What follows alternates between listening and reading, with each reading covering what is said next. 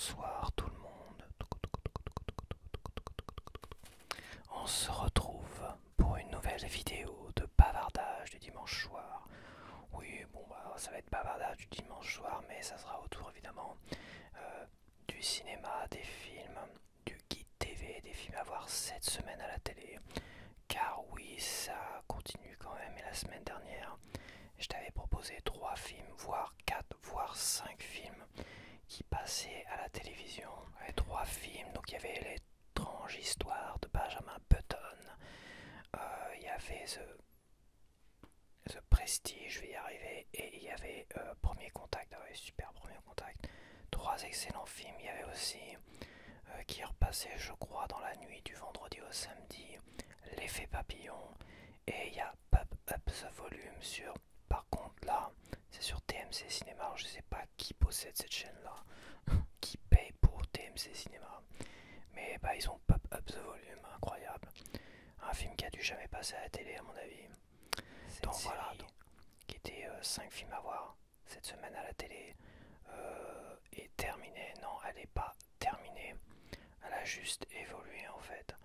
Car je pars d'une série qui devient d'une certaine manière obsolète au bout d'une semaine. Et avec un titre pareil et finalement avec un contenu pareil, ça donne pas aux gens qui débarquent sur ma chaîne ou qui ont été attirés par un titre de film par exemple. Ils viennent sur cette vidéo là, ils voient 5 films à la télé, oh non ça m'intéresse pas, ils vont pas cliquer dessus. Si, alors oui j'aurais pu changer les titres mais ça aurait été un peu mensonger. S'ils arrivent sur une chaîne, sur une vidéo comme celle-là où c'est marqué bavardage du dimanche soir, avec mon avis sur certains films, plus un guide télé où je vais parler des films, tout ça, plus une chanson et tout ça, ça reste comme une émission beaucoup plus complète, beaucoup plus riche et qui va vivre beaucoup plus longtemps, et qui ne deviendra pas forcément obsolète au bout d'une semaine, voire même parfois 24 heures, 48 heures, quand je te propose que des films qui passent dans les premiers jours, tu vois. C'est voilà, c'est 15 épisodes de 5 films à voir cette semaine à la télé, parfois 6, parfois un peu plus. Elle continue en fait. Peut-être que je me suis mal exprimé la dernière fois, parce que la dernière fois c'était très brouillon. C'est vrai, j'ai tenté des choses, mais en fin de vidéo, pour ceux qui ont été jusqu'à la fin de la vidéo, dans ma tête, voilà, je savais que ça allait le faire, je savais à quoi m'en tenir en fait. Mais il faut, je pense, il faut intégrer ce guide télé dans une sorte d'émission cinéma avec la musique, parce que bon, le cinéma est associé à la musique, je pense quand même, et encore ce soir je vais associer une musique à un film qui passe justement à la télé, et au final bah, ça fait 5 films, oui 5 films, j'ai 5 films à te proposer qui passent cette semaine à la télévision, plus 2 avis de films que j'ai vus, un à la télé la semaine où je t'ai rien proposé, donc je t'ai pas proposé ce film là, où j'ai dû choisir un autre film en fait. Mais je voulais le revoir avant. Et un film que j'ai vu, un film d'horreur, Abigail, que j'ai vu sur Netflix, que j'ai découvert sur Netflix, il me faisait assez envie. Et je vais te donner mon avis sur ce film-là. Voilà, je pense qu'il faut que ça évolue. Il faut que ça évolue même pour toi qui suis ces vidéos-là. Il faut que ça évolue, que ce que tu aimais finalement dans les 5 films à voir cette semaine à la télé puisse continuer à vivre, à exister et à prospérer quoi, à prospérer, c'est-à-dire que ça puisse être vu, attirer du monde et tout ça.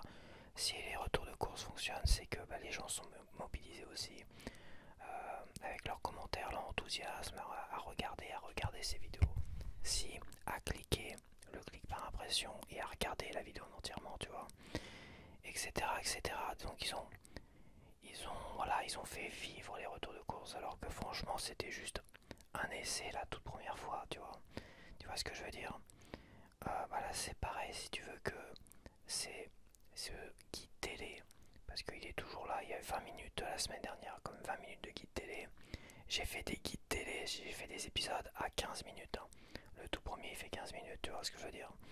Donc la semaine dernière je t'ai proposé 20 minutes rien que sur la partie. D'ailleurs c'était assez étonnant, c'est quand j'ai fait le chapitrage. Première partie blabla 20 minutes.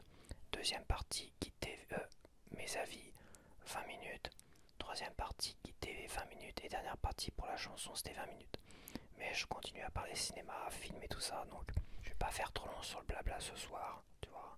C'est un blabla comme ça qui peut-être des petites mises au point sur ma chaîne et tout ça, mais je vais pas faire trop long ce soir parce que je vais recentrer, peut-être resserrer un peu plus sur évidemment le cinéma, le guide télé parce que ça vous tient à cœur. Donc je vais remettre des synopsis que j'avais enlevés la semaine dernière, mais j'ai quand même pas mal développé sur les films. Euh, mais surtout ce qui est important, c'est que depuis le début de cette série-là, j'ai eu quelques retours de gens qui ont vu les films que j'aurais conseillés et qui m'ont fait un retour de ces films-là. J'en ai au moins deux que je me rappelle, peut-être plus, mais voilà, c'est pas énorme. Je pense que pour certains, leur premier commentaire, c'est quand ils se sont plaints que j'arrêtais cette série-là, alors que je ne l'arrête pas, je la fais évoluer. J'aurais quand même bien aimé voir leur avis sur les films que je vous ai proposés en fait. Je vous ai proposé des films. Si vous les connaissiez déjà, tu peux toujours donner ton avis. Certains l'ont fait. Mais si tu connaissais pas et que je t'ai fait découvrir des films, si t'as bien aimé, bah tu sais dans la vidéo qui suit, la vidéo tu vois par exemple là dans cette vidéo là, tu peux me donner ton avis sur les 3 films que je t'ai proposés la semaine dernière. Tu vois, sur la vidéo suivante, hop tu laisses un commentaire parce que c'est vrai que la vidéo, au bout d'une semaine, laisser des commentaires, je pense que à moins que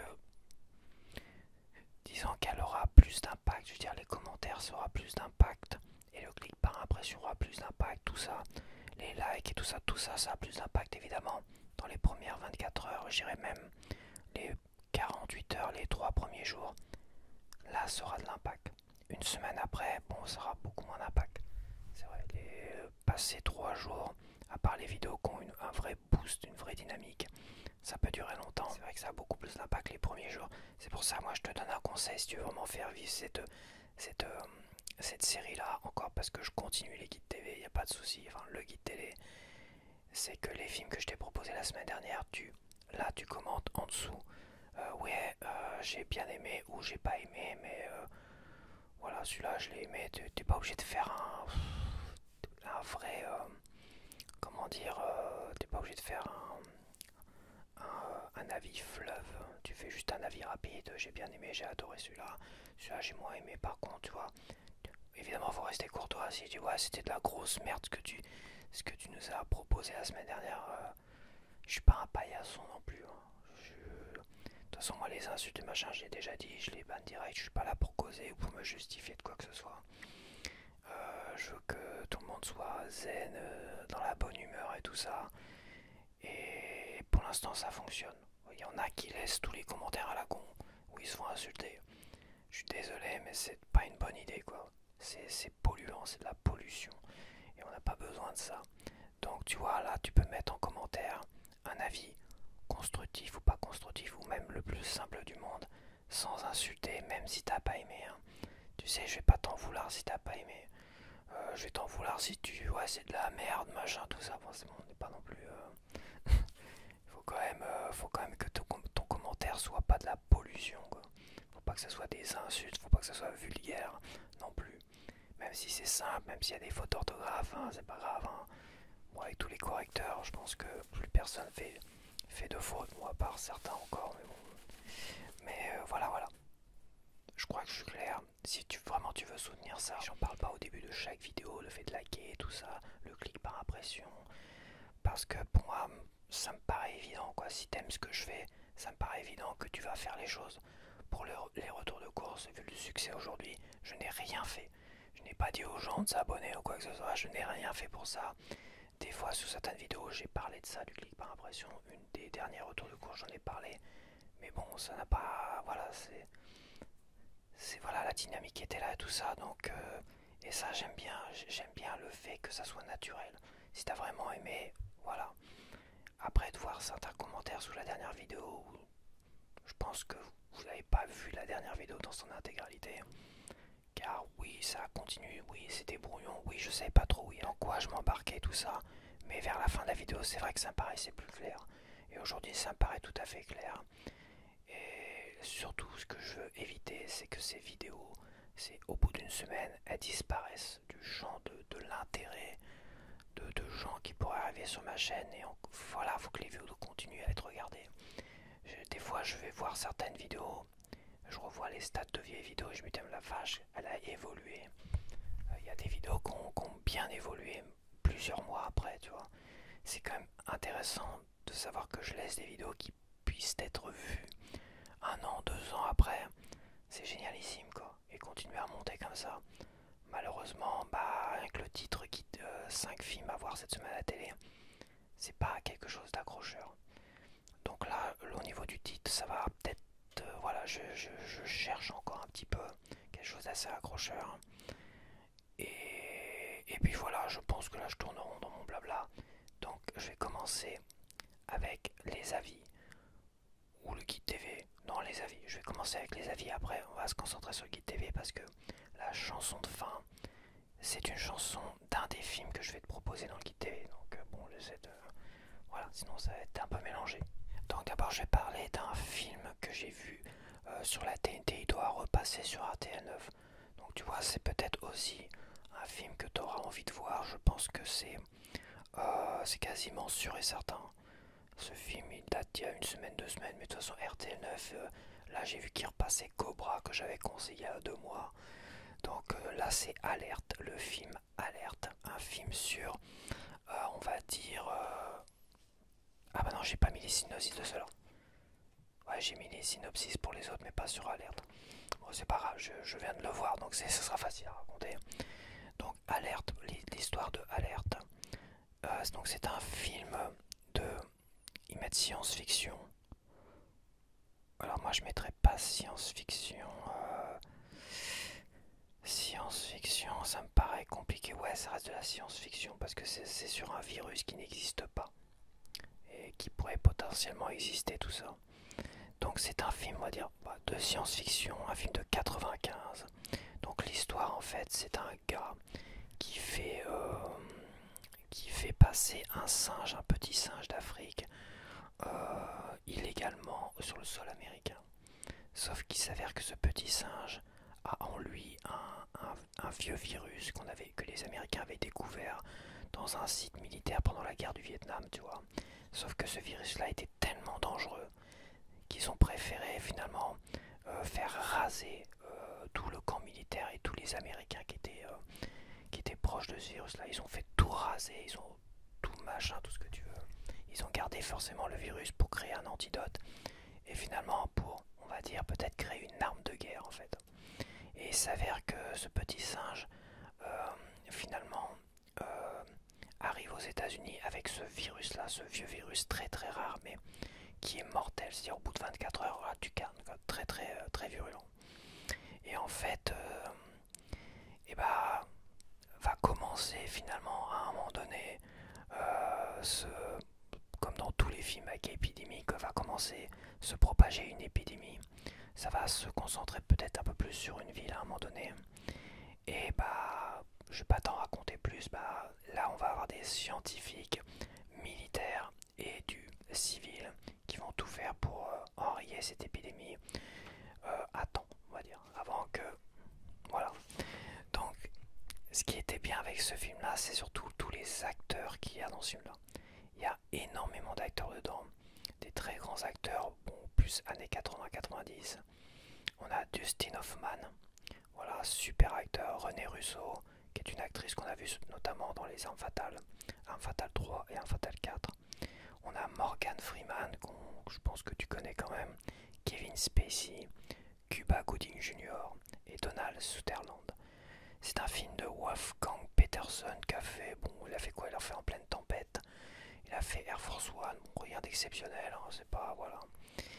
Donc ça reste un film avec des très bons acteurs, le jeu d'acteurs est magnifique, le rythme du film est super parce que la tension monte jusqu'aux dernières minutes, quoi. Le rythme est génialissime, les répliques, comme je dis, le jeu d'acteur c'est nickel, c'est aux petits oignons. Il n'y a vraiment qu'un reproche et un gros reproche que je pourrais lui faire, c'est que la photographie est vraiment molle, tellement molle qu'on est proche finalement d'une sorte de téléfilm. Alors c'est pas un téléfilm, la qualité d'image que j'ai vue c'est entre le DVD et le Blu-ray, on va dire. Peut-être un Blu-ray de mauvaise qualité. Donc voilà, c'est un film qui a peut-être été abandonné par la Warner, c'est ce qui est dommage parce que quand tu vois tous les acteurs dedans, c'est incompréhensible. Mais bon, c'est un film qui n'a pas dû avoir de succès, même au cinéma, je me rappelle pas l'avoir vu. Je l'ai pas vu au cinéma, c'est sûr. Je me demande s'il est passé au cinéma ou il a dû passer en coup de vent. Après, moi, je l'ai découvert en DVD, au début des DVD avec les Snapcase Warner, tu vois. Et, et en fait, c'est vrai que la photographie est tellement molle qu'on a l'impression de voir une image de téléfilm. Alors de bons téléfilms, hein, tu sais, t'as des téléfilms de Noël, ils ont un filtre, une image qui est vraiment... et une photographie qui est tellement léger que ça fait plus film que téléfilm. Et bah là, c'est le contraire. Je trouve que la photographie, c'est tout ce qui pêche dans ce film-là, en fait. Car du début à la fin, t'as vraiment l'impression de voir un téléfilm. Et ce qui est vraiment étonnant, c'est que c'est quand même Dustin Hoffman, Morgan Freeman, t'as des putains d'acteurs. Et en plus, ils jouent super bien, ce qui est normal. Ça va être quand même des gros acteurs. Et bon, c'est vraiment le gros défaut. C'est ce qui, moi, m'a perturbé à revoir ce film-là. Malgré tout le reste, est-ce que ça peut y jouer pour enlever ce film-là de chef-d'œuvre? Oui, je pense que l'histoire en elle-même, tu peux pas vraiment la... C'est pas vraiment un chef-d'œuvre, ça reste une histoire classique d'épidémie. Voilà, c'est classique, voilà, ce genre d'histoire t'en vois dans des épisodes de X-Files, t'en vois un peu partout, je veux dire. C'est un grand classique, donc on peut pas parler de chef-d'œuvre non plus, mais un super film, très passionnant, et voilà. Il n'a pas pris une ride sur le rythme et tout ça. Après, c'est vrai que visuellement, il manque il manque ce petit côté, ce petit grain ciné, ce petit filtre qui fait que c'est dommage. Mais c'est comme ça. Donc si t'es intéressé par Alerte, regarde sur RTL9, Get, il va repasser. En deuxième film, c'est sur Netflix. Ils ont proposé le film Abigail, un film d'horreur avec des vampires, on va dire. Entre pardon, je spoil pas parce que la bande-annonce le montrait quoi. Donc en gros l'histoire c'est une bande de mercenaires qui kidnappent une petite gamine.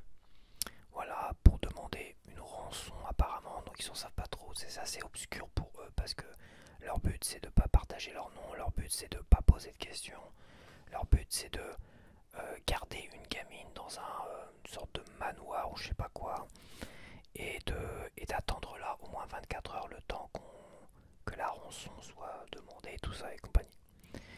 Sauf que évidemment, il y a un problème, c'est qu'à un moment donné, cette gamine, son père est quelqu'un de très dangereux. Et évidemment, ils sont curieux, évidemment, ils vont poser des questions, et ils vont tous paniquer en fait. Mais c'est pas le pire en fait. Le pire, c'est que dedans, il y a un monstre quelque part. Et c'est une survie. C'est voilà, c'est un film de survie aux monstres, aux vampires. Alors, je dis pas qui est qui, même si, comme j'ai dit dans la bande-annonce, tu sais très bien qui c'est. Voilà. Quoi dire de plus? Il n'y a pas grand-chose à dire de plus. Sauf que ça reste un film classique d'horreur avec des clichés monstrueux, avec des... Faut le dire, c'est stupide en fait. C'est stupide. Alors il y a un petit côté rigolo, c'est bien. Ça, ouais, c'est sanglant, il y a du sang, ça gicle, hein, c'est bien, merci. C'est pas trop gore non plus, hein, c'est regardable. C'est interdit au mois de 16 ans. Je l'avais, ouais, c'était interdit au mois de 16 ans de ce que j'ai vu. Mais pourquoi je dis c'est stupide? C'est parce qu'à un moment donné, quand t'as l'occasion de mettre un terme à cette horreur, t'as l'occasion de mettre un terme à cette horreur. Clairement, t'as une occasion en or de mettre un terme à cela. Et que tu prends pas cette occasion, tu cherches à discuter, à négocier, sans en dire plus. Je suis désolé. Moi, dans ce cas de figure, j'arrête le problème tout de suite. Merci, au revoir. Bon, évidemment, quand tu vas jusqu'à la fin du film, tu te rends compte que ça n'aurait pas forcément arrêté l'histoire. Ok, d'accord. Mais à un moment donné, je suis désolé. Quand tu as l'occasion d'arrêter de faire un truc et que tu ne le fais pas, je suis désolé, je trouvais ça stupide. Et je trouve quand même l'histoire qui commence très bien, c'est super passionnant. Mais la deuxième partie, on va dire, je trouve que c'est un peu nul en fait. C'est un peu nul à chier quoi. Tu enlèves le côté vraiment glauque, horreur du vampire, même si là le vampire il est pas très glamour, hein. Donc on retourne vraiment à l'origine du vampire. C'est pas quelque chose de glamour, c'est très bien. Mais ce qui m'agace dans ce film là, c'est qu'il y a plein d'incohérences en fait. C'est-à-dire, j'aurais été là-dedans avec eux, j'aurais dit on fait ci, on fait ça, hop, et on se barre. Et je me serais déjà barré depuis longtemps. Et aussi la timeline, le temps qui passe, le temps qui défile, le rythme est vraiment mal fichu en fait. C'est vraiment mal fichu. Parce qu'à un moment donné, d'une minute à l'autre, tu passes du jour et de la nuit. Tu vois, un truc comme ça. T'as un rayon de soleil à un moment donné qui, avec une fenêtre, bon là je vais pas dire. Pourquoi pas monter là-haut et briser la fenêtre et se barrer, bon c'est pas grave, hein. Et 2 minutes après, le rayon de soleil il est quasiment sur le mur, il est en train de disparaître et la nuit est en train de tomber. Putain, mais soit le rythme est très mal fichu, et je pense que le rythme est très mal fichu, ce qui fait qu'il te donne l'impression que bon, c'est peut-être un film de 2 heures, mais à un moment donné, ça se travaille le rythme. Et en fait, d'une minute à l'autre, tu passes quasiment du jour à la nuit, quoi. C'est peut-être un peu exagéré, mais c'est un peu ça, et c'est très bizarre en fait. T'as pas cette impression qu'il s'est passé 4 heures, 5 heures, 10 heures, 12 heures. Ça veut dire qu'à un moment donné, ils ont passé 12 heures à se tourner les pouces et à bronzer au soleil, au rayon de soleil, en sachant très bien que la nuit elle est tombée, machin. Je te jure, t'as envie de leur mettre des claques dans la gueule. C'est pour ça que je dis que ce film est stupide. Il est stupide, voilà. C'est un film stupide. Voilà, donc ouais, moi, quand Netflix m'a demandé est-ce que j'ai aimé, donc Netflix quand tu finis le film il te demande le pouce comme ça ou 2 pouces comme ça. Là j'ai fait non, j'ai fait ça. Voilà, c'est pas compliqué, j'ai fait ça parce que je préfère noter tout de suite parce qu'après ils m'envoient un email pour me dire est-ce que vous avez le film. Non, je leur épargne le fait de m'envoyer un email. Non, je suis désolé, ce film là il était très prometteur, il faisait assez envie, j'aimais bien le pitch et la bande-annonce. Mais je suis désolé, je trouve ce film naze. Je trouve ce film stupide. Alors oui, les films n'ont pas besoin d'être intelligents, mais le rythme il est totalement cassé, il ressemble strictement à rien. Le rythme jour-nuit, c'est une stupidité aberrante. Donc ça veut dire que les gars se tournent les pouces pendant 12 heures, même plus de 12 heures, sur un mauvais rayon de soleil. Non mais franchement, c'est n'importe quoi. Ils ont l'occasion de terminer le truc, ils le font pas. Bon, ouais, c'est bon, merci, au revoir. Voilà, donc je te conseille pas ce film Abigail sur Netflix. Et quand il passera à la télé, bah, je le conseillerais sûrement pas. Donc maintenant on va partir sur... Alors, combien j'ai de films là? J'en ai 4. Et le cinquième, comme j'ai dit, ça fait partie de la chanson. Voilà, c'est ça. Donc on va commencer avec le mercredi 24 septembre à 21h10 sur Novo 19. On a le Grand Bleu. Donc alors Novo 19 c'est une nouvelle chaîne.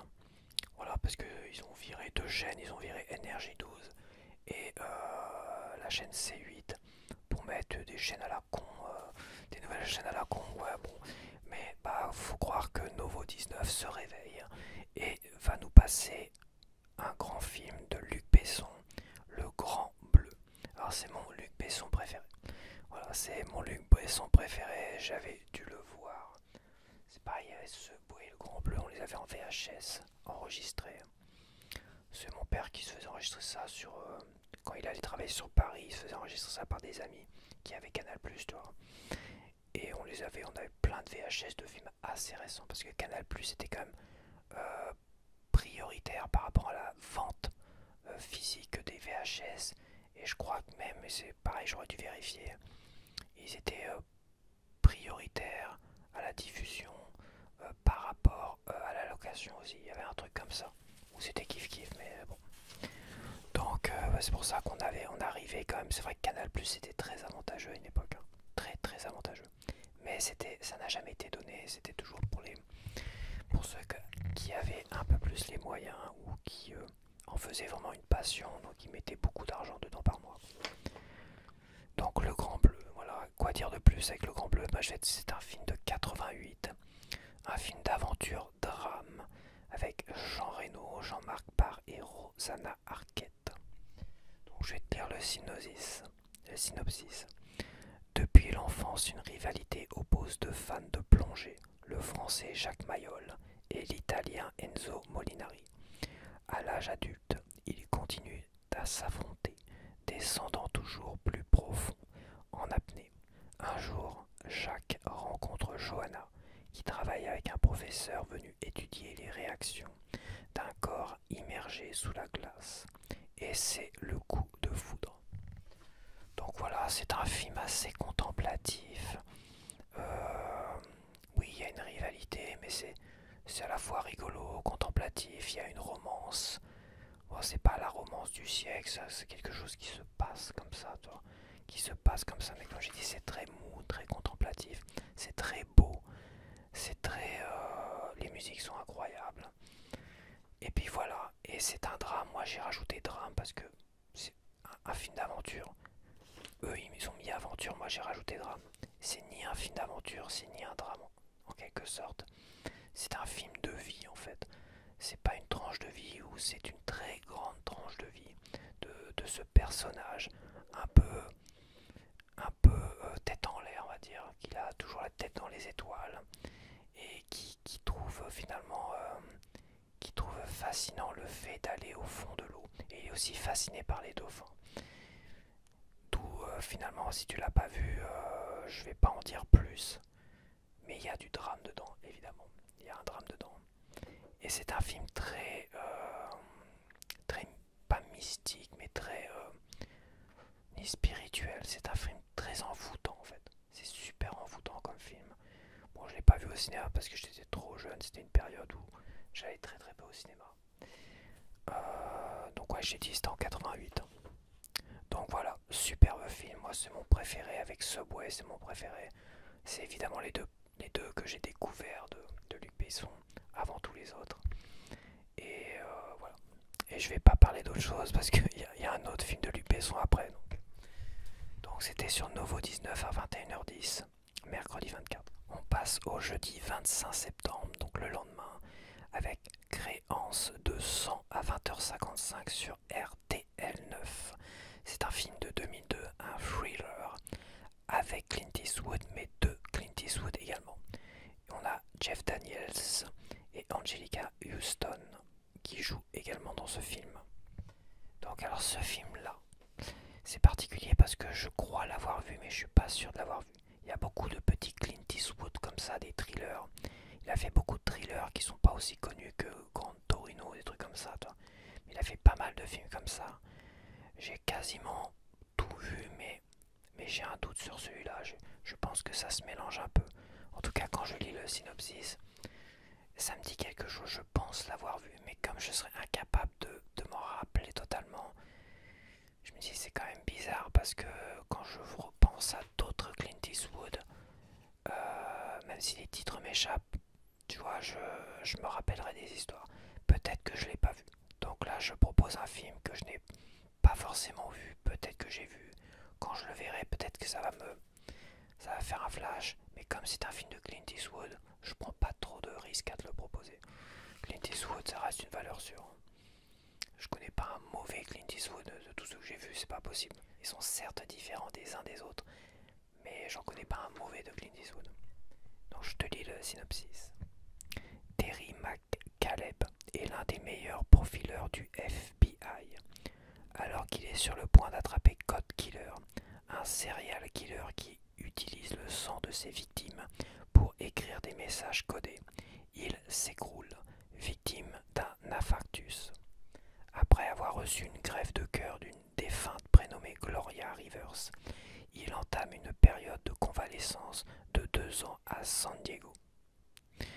Donc c'est pas ce que j'ai lu, c'est pas le même synopsis qu'il y a sur la box free là. Parce que en fait, sur la box free, il apprend que la personne à qui il a reçu le cœur, qui lui a sauvé la vie, elle est morte, je sais plus quoi, et il enquête sur cette personne là en fait. Ouais, bah je pense que je l'ai pas vu. Voilà, je pense que je l'ai pas vu. Et créance de sang, tu vois, le titre créance de sang, c'est qu'à mon avis, il a une dette de sang pour lui. Ouais, c'est ça, il a une dette de sang envers cette personne qui lui a sauvé la vie avec la greffe du cœur. Et à un moment donné, il va enquêter apparemment sur cette personne qui lui a fait don de ce cœur-là pour savoir ce qui lui est arrivé. Et je suis persuadé qu'on va retrouver le fameux méchant Code Killer là. Je pense pas l'avoir vu en fait. Parce que je me rappellerai, ça serait quand même étonnant que j'ai oublié ce film-là, à moins qu'il soit si mauvais que ça.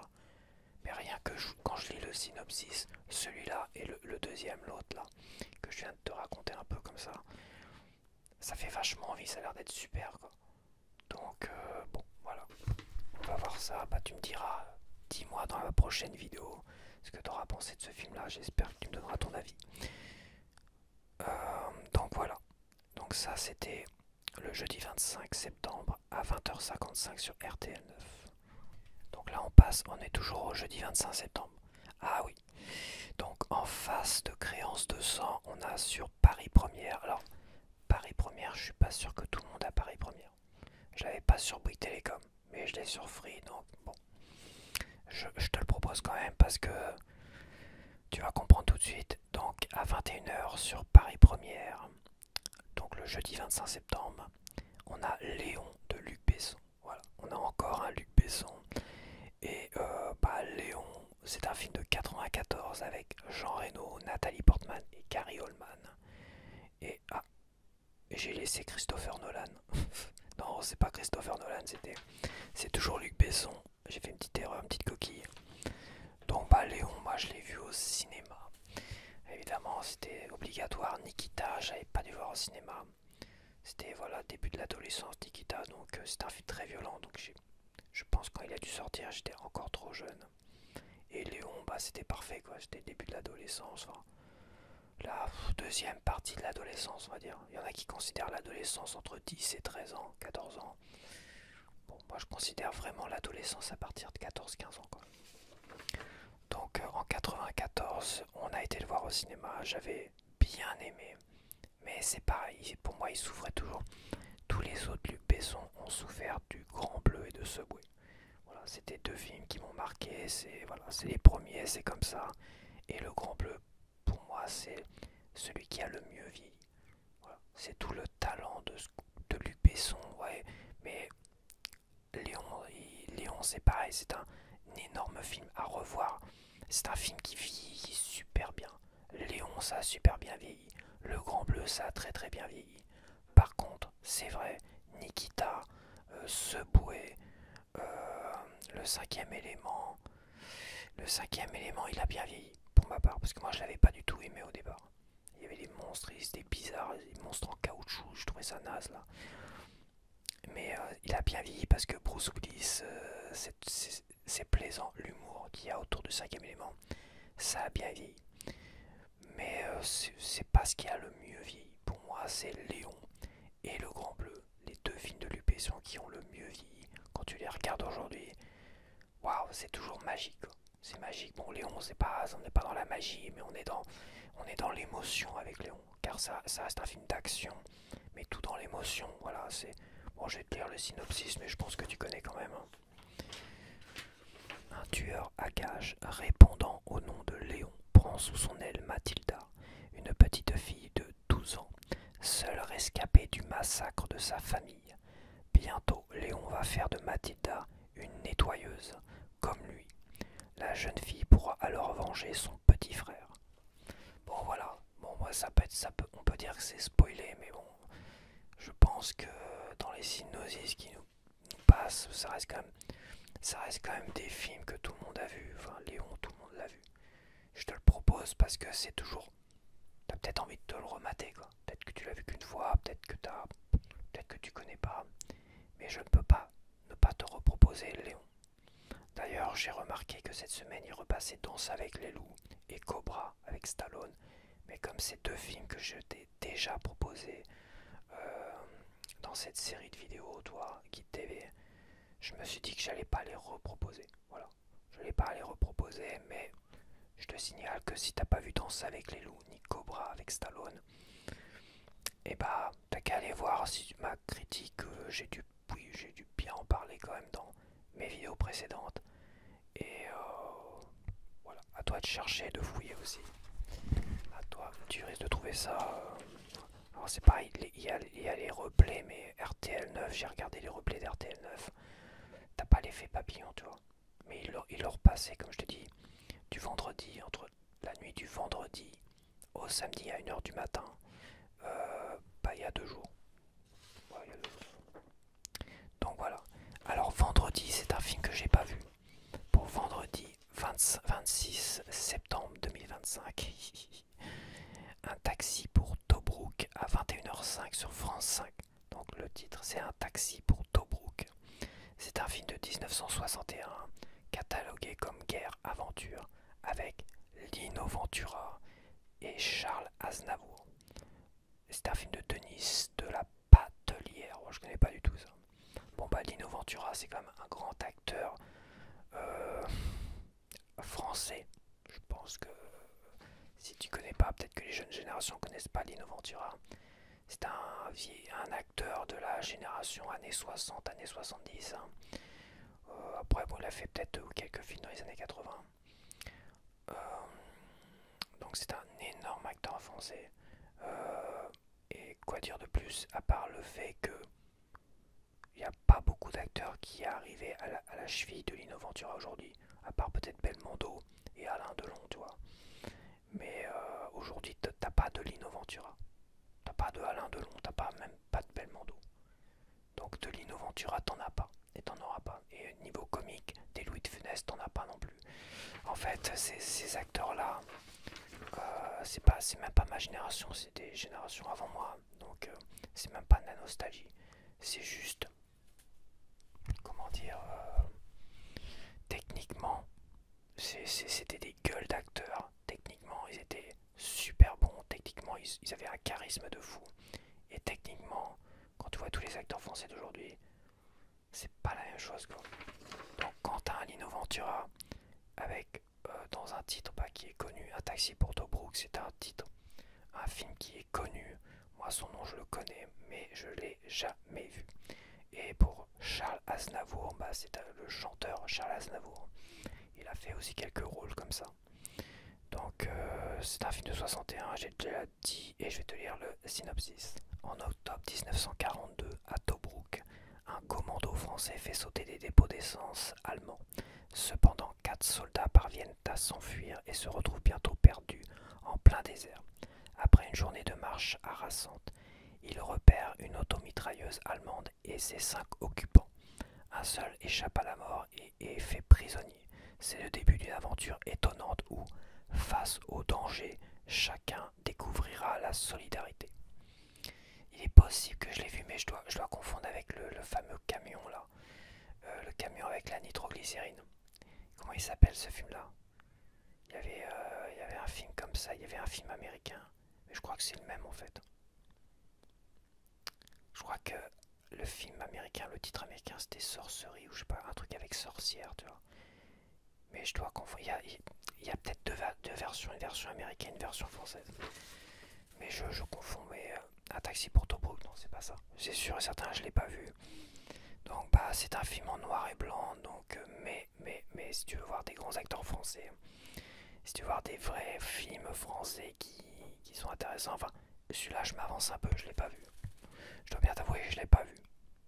Mais bon, je m'avance peut-être un peu, mais si t'es intrigué par ce film-là, et voilà. C'est le vendredi 26 septembre à 21h05 sur France 5. Et on va finir avec la chanson de la semaine et le dernier film du Kit TV qui est associé. Donc la chanson de la semaine c'est Maybe It's Time de Bradley Cooper. C'est la chanson, c'est une des chansons, on va dire, de A Star Is Born, un film de Bradley Cooper, avec Bradley Cooper, et les chansons, pour certaines, ou peut-être pas toutes, hein, c'est composé par Bradley Cooper. Donc Maybe It's Time, c'est pas Shallow, tu sais, qu'on a tous entendu, c'est Shallow, tu vois. C'est pas ça du tout. Maybe It's Time, en fait, l'histoire autour de cette chanson, comment j'ai découvert ça. Donc moi j'ai vu la bande-annonce du film à l'époque et je me suis dit, j'étais tenté d'aller le voir au cinéma. Toi, je me dis, ça m'intéresse. Ce genre de film, ça m'intéresse. Donc j'ai regardé un peu les musiques parce qu'ils ont partagé à un moment donné des musiques et tout ça. Et je suis tombé sur cette chanson, Maybe It's Time. Alors Maybe It's Time, je sais plus trop, parce que j'avais essayé de traduire un peu la chanson et tout ça à l'époque. En gros, il est peut-être temps de laisser mourir les vieilles habitudes. C'est à peu près ça le refrain, mais il y a plusieurs refrains, on va dire. Et c'est une chanson qui était très spirituelle, qui était vraiment une très très belle chanson en fait. Et très douce, spirituelle, et c'était une chanson vraiment inspirante. Et en plus, quand tu relis à peu près les paroles de la chanson comme ça, bon, je les ai pas mises là, je voulais les mettre, mais bon, après ça fait une page, une impression supplémentaire, c'est chiant. Mais c'est des chansons qui fait vraiment penser finalement à l'instant présent, parce que d'une certaine manière, il part du principe que dans le passé il en a bavé et qu'il est content aujourd'hui de ne plus avoir à retourner au passé, toi. Et qu'aujourd'hui c'est un peu vivre dans le présent, oublier le passé. Et déjà, bah, quand il chante, j'ai peur de dire une connerie, donc je vais pas le dire. Maybe it's time, laisser mourir les vieilles habitudes, toi. Ouais, ça fait vraiment penser un peu vivre au présent et puis tout ça. Donc c'est une chanson, très très belle chanson. Elle est un peu spirituelle parce qu'il parle de la mort et de Dieu. On sait pas ce qui se passe après la mort. Certains pensent savoir, un truc comme ça. Il doit dire des trucs comme ça, tu vois. Et il parle un peu de Dieu, de la mort et tout ça. Donc c'est quand même une chanson assez spirituelle, mais c'est une très très belle chanson. Et, et c'est vrai qu'à l'époque, je l'avais écoutée en boucle. Et j'avais écouté en boucle, en boucle, en boucle. Plus que de même voir la bande-annonce en boucle. Ce que j'avais fait avec Avatar, à l'époque d'Avatar, j'avais regardé en boucle. J'attendais la sortie avec une grande impatience. Et bah là, c'était la chanson que j'avais écoutée en boucle, en fait. Et à un moment donné, je dis, il faut que j'aille voir ce film-là. Mais j'avais pas envie d'attendre, d'aller avec qui que ce soit, quoi que ce soit. Et je me faisais des matins ciné. C'est-à-dire que j'allais en pleine semaine, quand je pouvais, j'allais au cinéma en pleine semaine à 10h, 11h du matin. Il y avait quasiment personne dans la salle. Combien de films, tous les films comme ça, un peu dramatiques, envoûtants et tout ça. Et c'est vrai qu'il y a beaucoup de films comme ça, comme Mémoire d'une geisha, comme Star is Born. Hein. Je me fais mes petites séances tranquillou, peinard, personne pour me faire chier. Et c'est vraiment très agréable de regarder un film comme ça à 10h, 11h du matin. Tu sors de la séance, il est 13h, 13h30 parfois. Il est plus tard, 14h. Quand il fait beau dehors, t'as un grand soleil qui t'inonde comme ça. T'as l'impression de sortir de... Ça fait 2 mois que t'es dans une caverne, tu vois. Et généralement après, j'allais me faire un petit McDo, histoire de... bon, c'était... voilà. Maintenant, c'est vrai que je suis pas retourné au cinéma depuis le Joker, depuis 2019. Avec ces histoires de Covid, de machin, tout ça, ça m'a un peu calmé, ça m'a un peu séché. Voilà, puis le pass sanitaire, tout ça, ouais, c'est bon. Ouais, hop, merci, au revoir. Et puis c'est trop cher, et puis c'était déjà cher à l'époque. Déjà y aller le matin, c'était moins cher. T'étais peinard, t'étais tranquille, et j'avais mon petit rendez-vous de film un peu lent, un peu spirituel, un peu dramatique comme ça pour moi tout seul. C'était mon petit rendez-vous. J'aurais aimé retrouver ce rendez-vous-là, mais je sais pas pourquoi j'ai plus envie d'aller dans les cinémas. Ça me fait chier en fait. Donc voilà, donc à un moment donné, en 2018, j'ai été voir ce film avec Bradley Cooper et tout ça. Voilà, c'est vrai que j'ai choisi cette chanson-là parce que j'ai vu ce film-là. Et je me rappelle avoir été vraiment énormément attiré par ce film grâce à cette chanson-là. Et quand je l'ai vu dans le film à un moment donné au cinéma, bah, j'étais content, bon voilà. Sauf qu'elle est très rapide dans le film en fait. Je la trouve un peu rapide. Il la chante, je crois, quand il est dans le bar. À un moment donné. Je trouve ça dommage. Je la trouve un peu trop rapide. Ouais. Après, quant au film en lui-même, donc. Alors, le film, il passe. Attends, je vais quand même te lire le synopsis. Le film, il passe dimanche 28 septembre à 21h10 sur TF1. Série The Film. C'est un film de 2018, là j'ai dit, j'ai mis un drame. C'est avec Bradley Cooper, Lady Gaga, la chanteuse, et Sam Elliott, qui a notamment joué dans dans dans Roadhouse avec Patrick Swayze, et il a joué aussi dans la série dérivée de Yellowstone, la préquelle de Yellowstone. Je vais peut-être dire une connerie sur la date, c'est 1800 quelque chose. Et bah, y a Sam Elliott qui joue dedans. La préquelle de Yellowstone, une des préquelles, parce qu'ils sortent plein de séries sur Yellowstone. Ça doit être 1843, peut-être un truc comme ça, ou 1800 quelque chose. qu'est-ce qui est à l'origine finalement de la famille des Dutton là. Et bah putain, cette série là, mon frère m'avait dit putain, faut que tu la regardes. T'avais bien aimé Yellowstone, mais celle-là, c'est ce qu'il y a de mieux. Ça là, dans toutes les séries, l'univers de Yellowstone. Là, 1800, je sais plus quoi là. Peut-être 1883 plutôt. Ça va être ça, c'est 1883.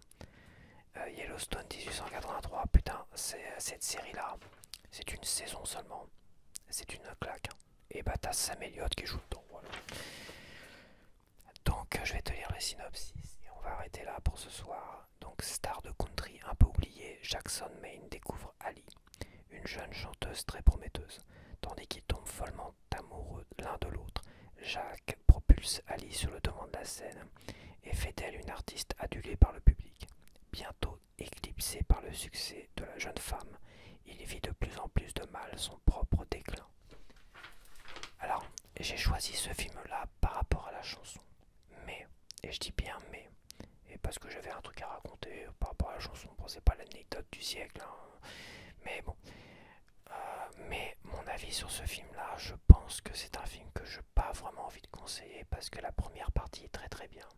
On vit vraiment quelque chose de très bien et je trouve que le rythme se casse dans la deuxième partie, justement quand il est sur le déclin et que la femme finalement qui l'a propulsé vers le succès a commencé à avoir du succès, tu vois. Et je trouve qu'il y a trop de choses qui me dérangent en fait. Il y a trop de choses qui me dérangent. Je trouve que ça pousse un peu le bouchon dans le mélodrame et ça pousse un peu le bouchon. On perd finalement la romance à un moment donné. La romance se casse, je trouve. La romance est brisée et je pense que c'est l'erreur qu'a fait Bradley Cooper sur ce film-là. C'est d'avoir cassé la romance. C'est d'avoir cassé le rythme de cette romance dans la deuxième partie du film. La fin, bah, elle est bien ou elle est pas bien.